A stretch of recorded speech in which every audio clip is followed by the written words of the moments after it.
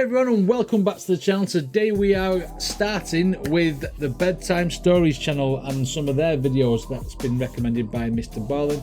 Some of his videos are absolutely brilliant. So on his recommendation, we're going to check out Bedtime Stories' latest video, which is called Into Thin Air. I don't know what to make of this. I don't even know what it is, but I'm here for it. Let's check it out.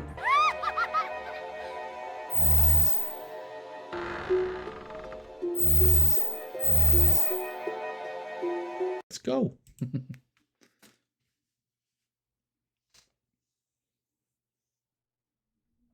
The nature of missing persons cases can vary greatly, both in terms of their individual circumstances and their eventual outcomes. But few such disappearances match the complexity and mystery of those we will be examining in this episode.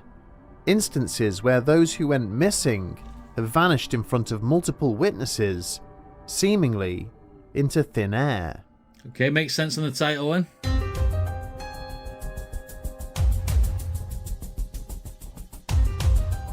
Okay. Don't show yourself. Yeah, well, yeah, I'm sorting my headphones out, don't worry. Little private joke there with people on chat. Doing it on a live stream. Yeah, let's go. Into Thin Air.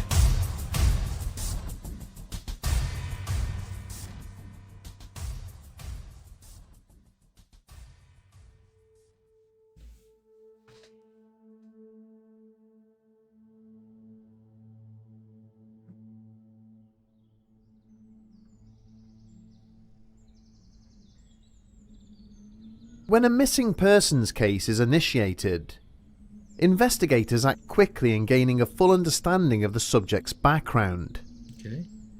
Individuals associated with the missing person are interviewed using a predefined set of questions, aimed at uncovering potential underlying factors which might explain their withdrawal from society, focusing on commonly observed patterns. And you also find out who they knew, who the family is, and then you start the paper trail, don't you? Basically, that's what they're telling us here.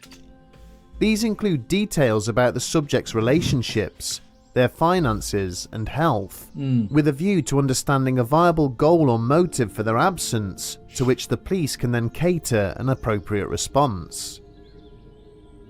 When none of these factors are clearly apparent, it should prompt a more urgent investigation, raising the likelihood of an unforeseen third party's potential involvement and suggesting a higher probability of foul play. But amidst a landscape of voluntary disappearances, accidents and crimes, there is a small number of instances where the circumstances offer no viable explanation whatsoever. Cases in which background checks, witness interviews and local inquiries provide nothing that can assist the investigators, suggesting that the only explanation for what has taken place may be something beyond our understanding. Okay. In 1809, the political landscape... So I like this because it gives you a synopsis before it starts. A bit of a background and into a process before we got into the actual story. Okay. I like that. In 1809, the political landscape of the European mainland was in chaos, as the major powers attempted to counter the ambitions of Napoleon Bonaparte. The French emperor had defeated his rivals time and time again on the battlefield, and had recently claimed the throne of Spain to add to his burgeoning empire. Okay. Having repeatedly failed to organise a military coalition capable of blunting the ongoing advances of the French Empire, Britain again turned to Austria. As part of their efforts, a young envoy named Benjamin Bathurst was dispatched to Vienna to plead directly with the Austrian Emperor for his nation to intervene. Bathurst's mission itself would prove successful, with Francis I declaring war on Bonaparte several months later, during April of that year. Okay. The efforts of Austria's army itself, though, would be far less successful, with the Emperor's forces being defeated once again by their French opponents in short order.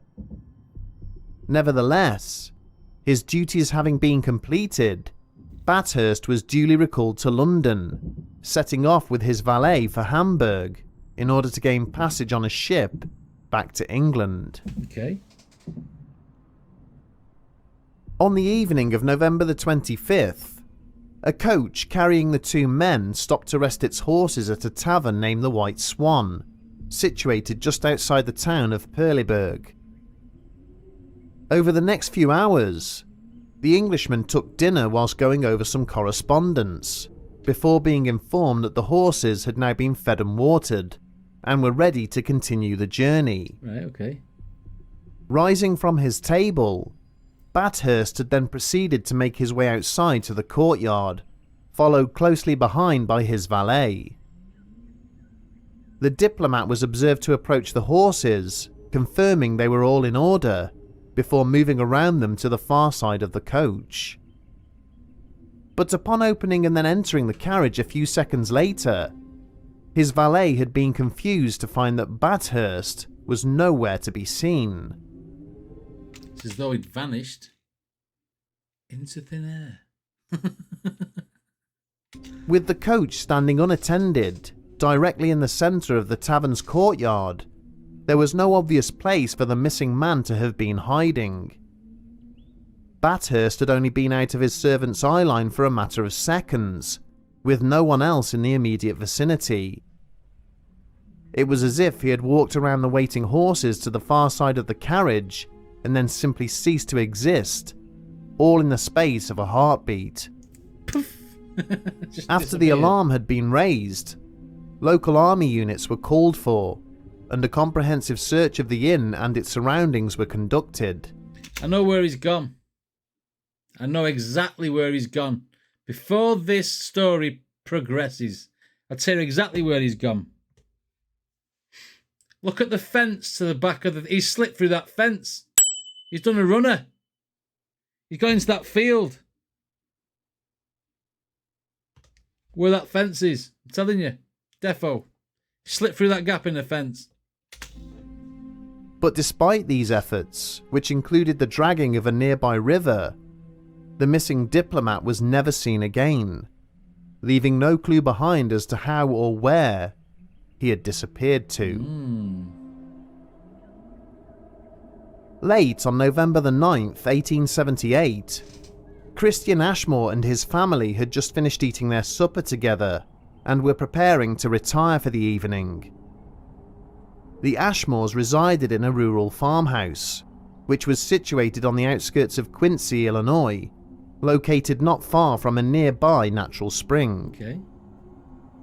As was common for that time of day, Christian asked his son Charles to go and draw some water for the family to wash with. The 16-year-old boy had obediently reached for his hat and coat, as it had been snowing heavily for most of the day, and then set off for the spring with a metal bucket.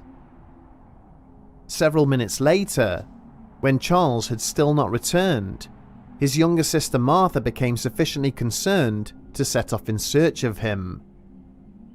Donning her own overcoat, she had taken a lantern and then slowly walked the short distance to the spring, calling out his name as she did so. Okay. A single line of footprints was clearly visible from the light of the lantern's glow, having apparently been made by Charles on his journey through the fresh snow.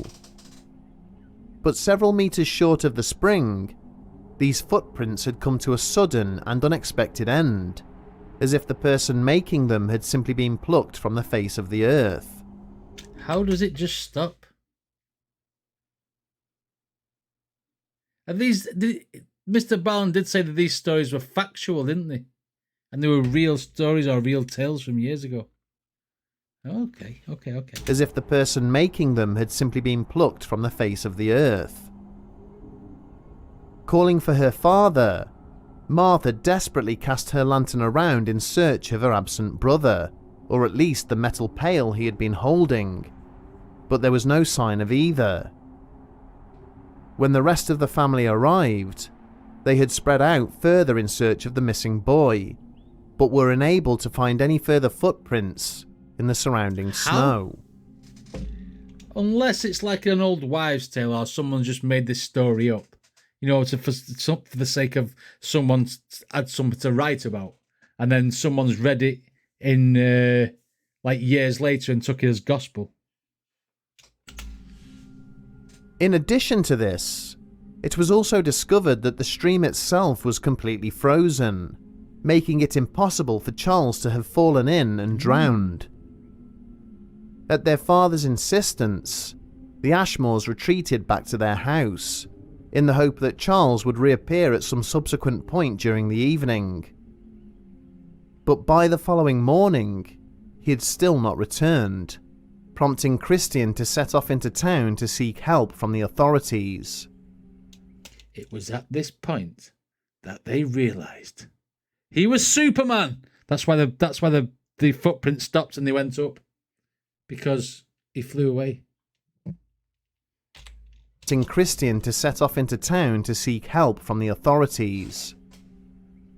With her husband gone, Mrs. Ashmore stayed in the house in case Charles returned. After a time, she walked back through the snow to the point where her son's footprints had terminated. As she did so, she suddenly found herself stopping dead in her tracks, clearly hearing her son's disembodied voice pleading with her for help. What? Mrs. Ashmore's head turned this way and that in search of the boy, but he was nowhere to be now seen. A ghost, is he? And yet his desperate cries for help could still be faintly heard, sometimes coming from one direction and then another, as if he was travelling around her in an ever-increasing circle, moving slightly further away each time he called. When Christian returned a short time later with the local constable, his wife related what had happened, but upon checking, neither man could hear Charles's voice. No clue as to the ultimate fate of the missing boy would ever be uncovered, despite a number of search efforts. But on several further occasions, members of his family swore they could hear him faintly crying out for help, near to the spot from which he disappeared, until his plaintive cries finally ceased altogether some weeks later. As he fell down a well? I know, it sounds daft. And that's why the voice is coming from afar, because he fell down a well. And it was just buried under the snow and they didn't know. But then a few weeks later, you don't hear him again. He's probably died in a well. This left the Ashmore family completely shattered and bewildered by their loss. There is exactly one YouTube channel that I personally religiously follow. It's called Bedtime Stories, and it's like the most epic storytelling. And my goodness, if you're a fan of the strange today, we've seen this already. Ballin's News. It's live Wednesday. Get your podcast and get hooked like I did. But first, check out this clip from the trailer for Bedtime Stories. Volume. Done that. World. Chilling Way, your podcast.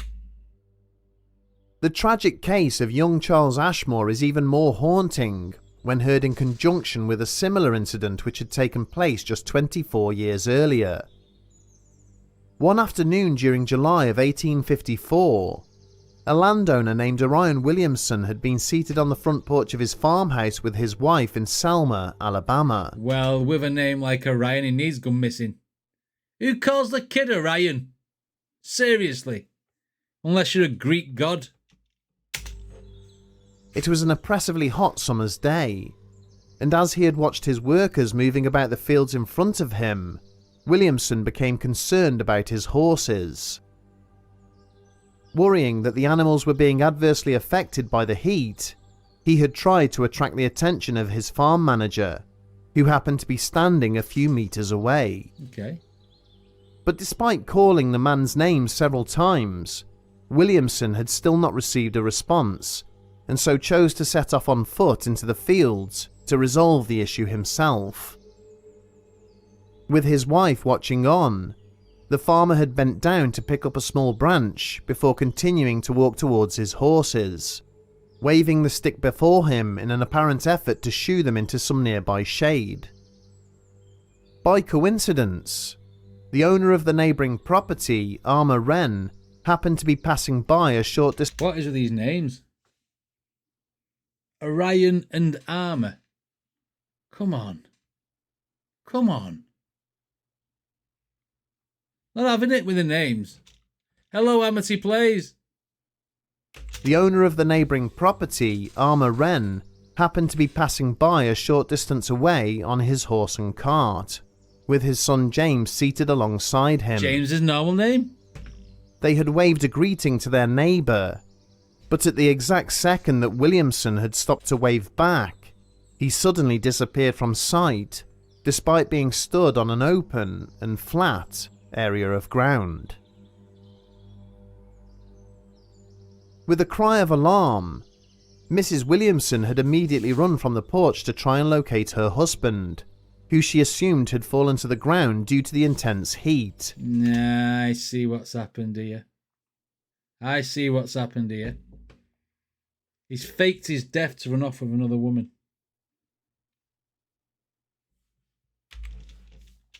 Her husband, who she assumed had fallen to the ground due to the intense heat. Or he belted.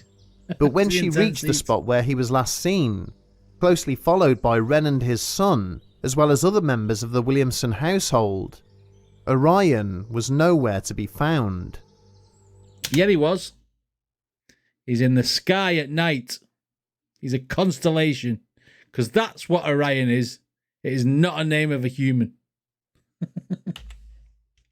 Alright, I'll stop messing now. Household. Orion was nowhere to be found. To all those who had been watching, it was as if the farmer had suddenly blinked completely out of existence right before their very eyes. With word of the mystery quickly spreading into the nearby town, several hundred residents hurried to the Williamson farm to form search parties. They would spend the next week tirelessly combing the grounds of the property and those that bordered it for any sign of the missing man. Okay. He was never seen again, and the search concluded with apologies and words of comfort for the grieving Mrs. Williamson, as they had nothing more tangible to offer. As the months passed, I really, really wanted them to say that the only thing left of Orion was his belt. I really, really wanted him to say that, but it never happened. as they had nothing more tangible to offer. As the months passed, workers on the farm noticed that a perfectly circular patch of land at the spot where their employer had vanished had now become completely barren. Nothing grew there, even after multiple efforts to seed and water it. More worrying still, Mrs. Williamson would later claim that whenever she or her children approached this area, they would hear Orion's voice, crying out from somewhere nearby. Okay. He would plead for them to guide him back to the farm, saying he was lost and did not know where he was. Over time, as life eventually returned to this small patch of barren earth, the missing man's voice simultaneously faded away, leaving nothing more than his memory and unanswered questions as to how he disappeared. These are quite good, these stories. They keep you engaged, don't they?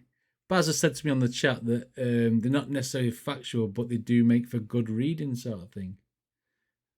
They're all laughing at me at Ryan's belt joke as well. Oh, he disappeared. When examining these three cases, the most popular theory put forwards by modern-day commentators is that the three missing men were somehow pulled into another dimension. That for reasons still unknown to modern science, the unseen barriers between this world and other parallel regions had somehow inexplicably broken down. I don't know if I believe in that alternate universe rubbish. Hence me calling it rubbish. Parallel dimensions, outer dimensions. And yeah. World and other parallel regions had somehow inexplicably broken down.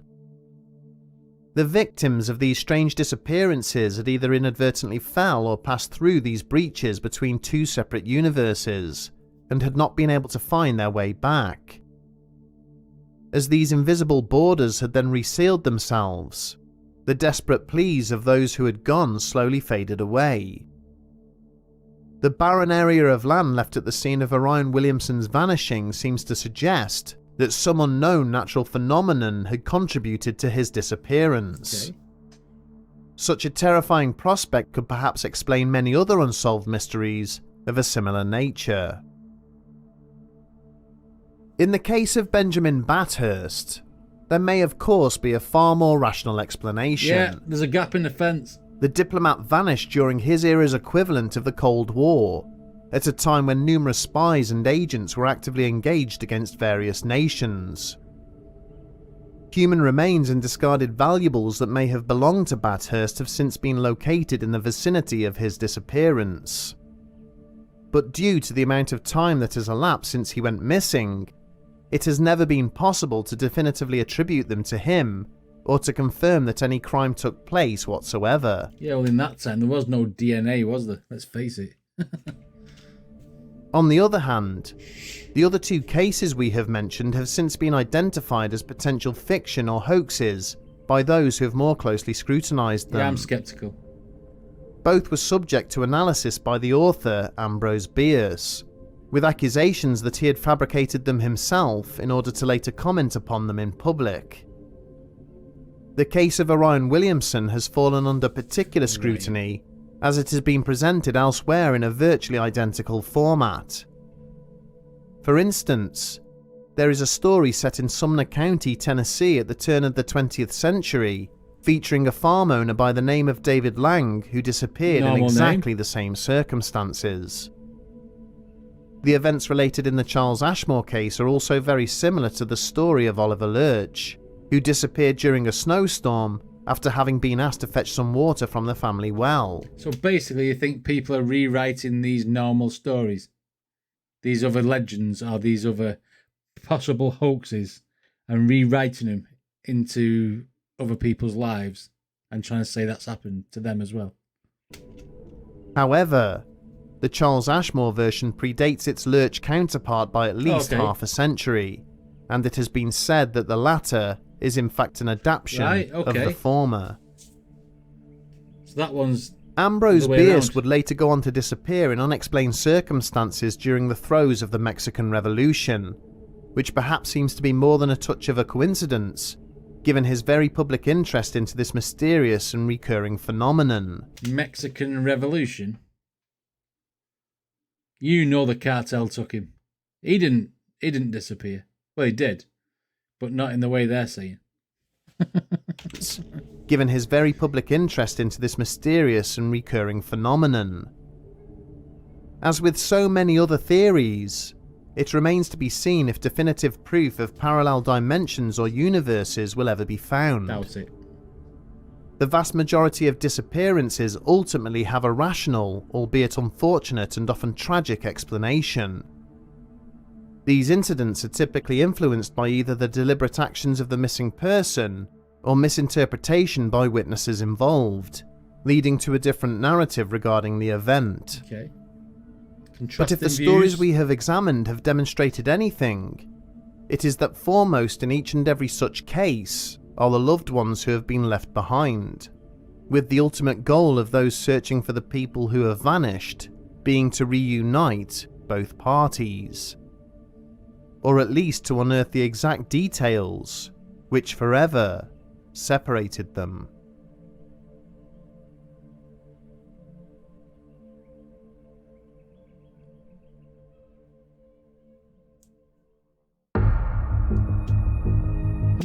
Well, that was an interesting read. Interesting watch, to say. Kelly Smith said urban legends in the making. Yes, they did feel very, very much like urban legends. And like whether stories were real or some were made before other stories or whatever, all you can do is go off other people's accounts. You can't really say that that was true or not. But, I mean, if you read them as fiction as what they are, that what I think they are, then, it's very entertaining to watch. I'll definitely do some more reactions to some of these stories because I think they're quite interesting. What did you guys think? Let me know in the comments, and if you like my videos, then please hit like and subscribe. And I shall see you all in the next video.